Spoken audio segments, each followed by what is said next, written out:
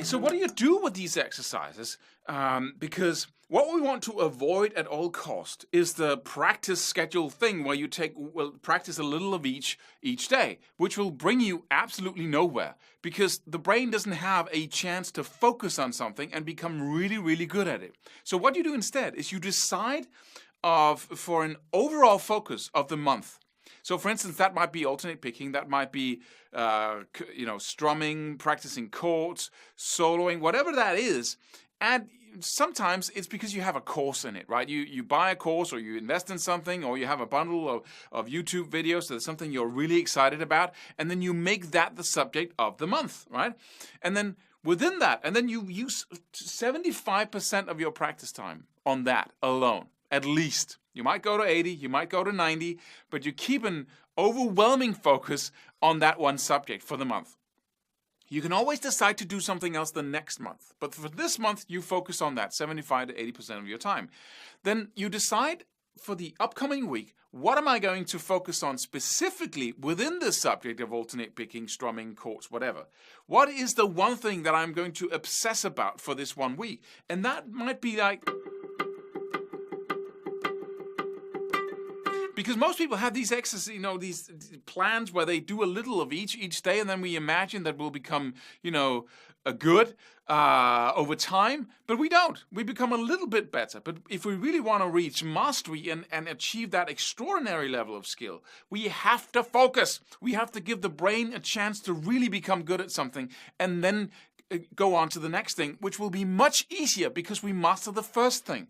This little of each day is like scattering your focus across a whole broad spectrum of stuff, and it will absolutely lead to mediocrity and failure because you won't be motivated. You won't get the results that are exciting, and you'll just be the eternal mediocre intermediate player. Sorry, it's just the way it is. But most people do this because it seems like when we have a lot of stuff to do, that's the most intuitive way of going about it. Well, I have to do all these things and become good at all these things. Let's do a little of each day, a little of each day, and then I'll gradually become better at it because there's so much. But that is really, once you start mastering just a little thing, you figure out or you find out that the next thing you practice will be much easier.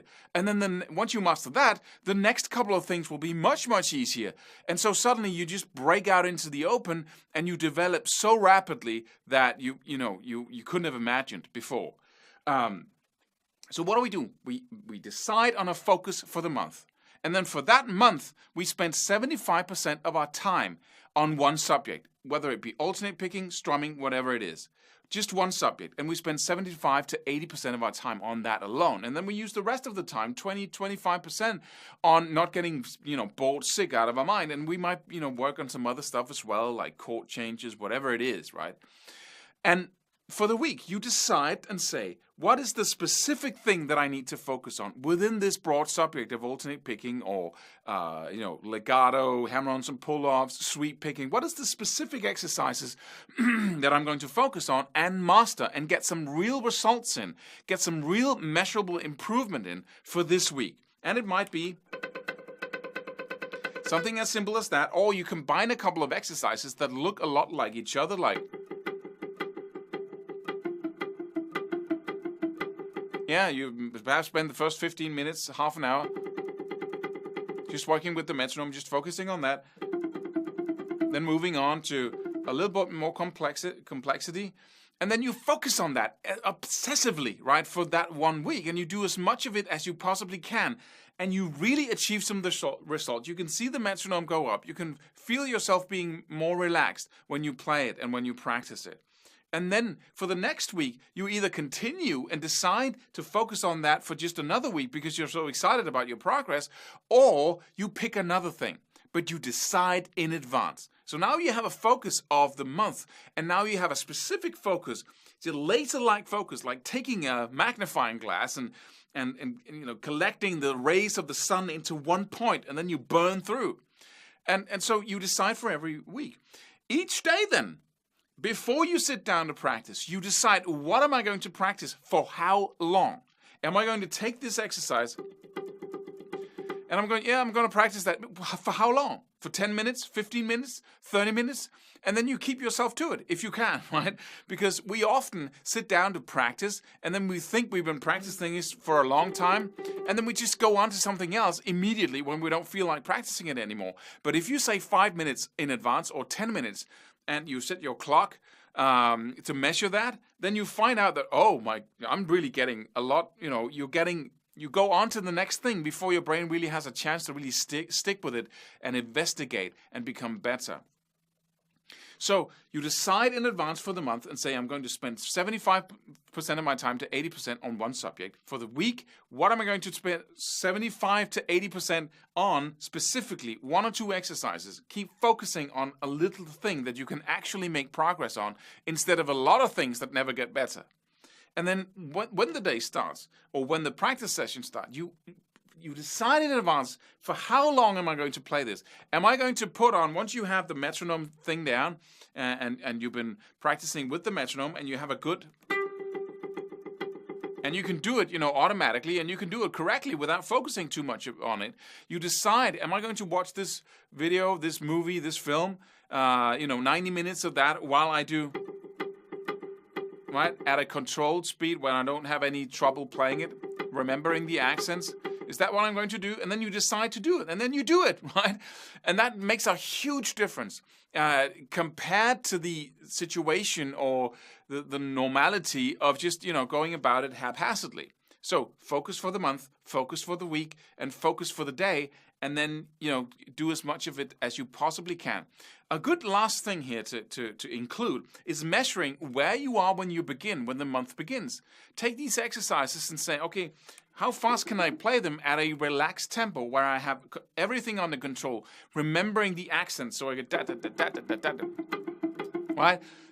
How fast can I go without stressing, right?